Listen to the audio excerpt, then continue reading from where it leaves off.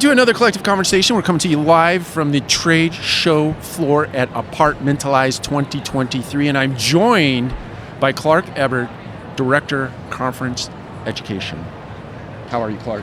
I'm terrific, Mike. How are you? I'm exhausted. Yeah, I am too. Yeah. Did you stay out late last night? I did not. I'm a grown-up. I put myself to bed by 10 o'clock.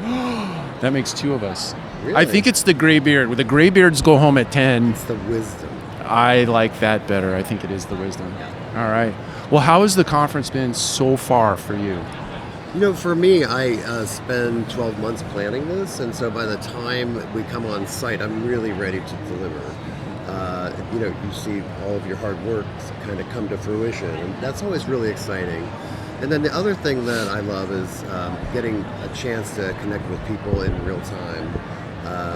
I manage volunteers essentially. That's the core of my job. Yeah. And so I get to see the people who do amazing things for me, our speakers, and I get to appreciate them.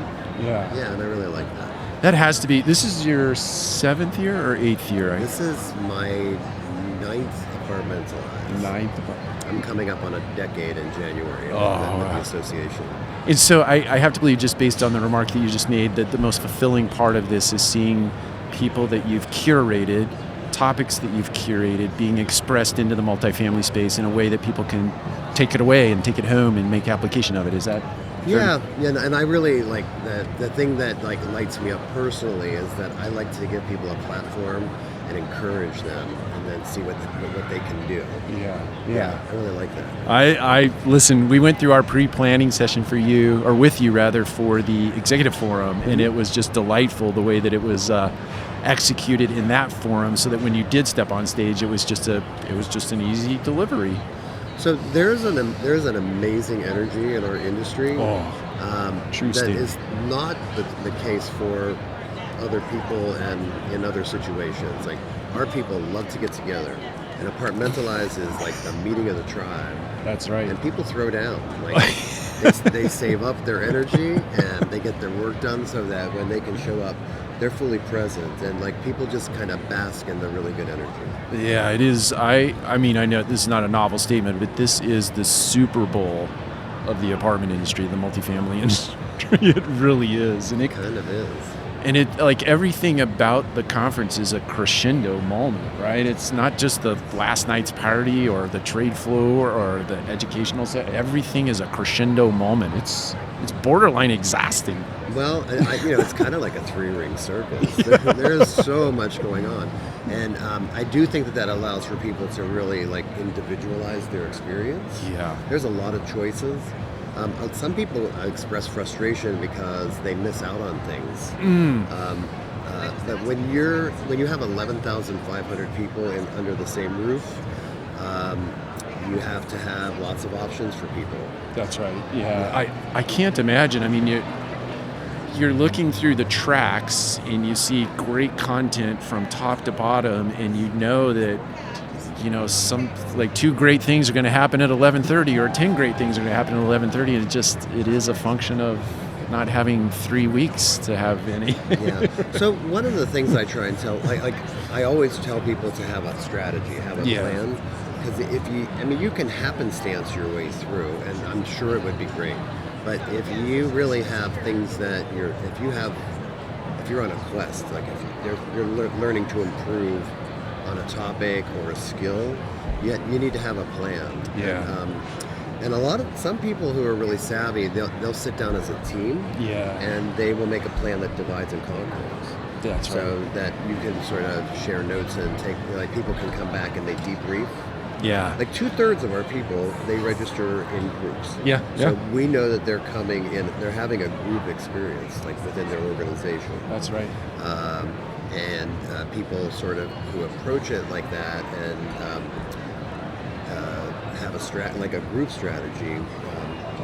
That's kind of like top form. Yeah, I think we brought 15 people this year, right? Or 17 people this year, and that was kind of our strategy, was divide and conquer.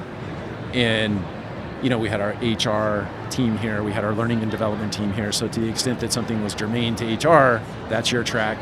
Talent, your track, et cetera. So Yeah, so talent and HR actually have been huge topics for people in the last few years because we have all been through this quasi-traumatic experience. That's right. But everybody has done it together. That's right. And I think it's really helped. Like each person individually has had to sort of revisit their priorities.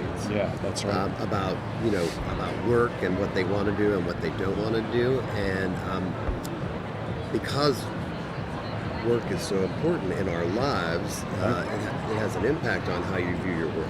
That's right. And employers have to be responsive to that. So HR practices have changed immensely.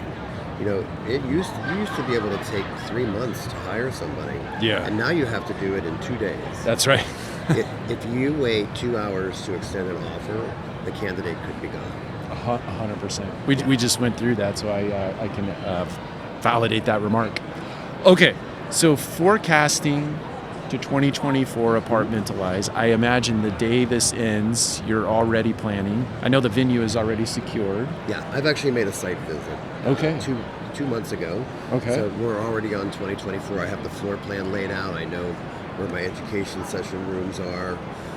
And I work with an education advisory board. Okay. I don't just like magically pick things out of a magic hat. You don't do it all yourself? Well, no, it's like an informed process. Like people are all hung up on this like data-driven thing and like having reasons for doing things.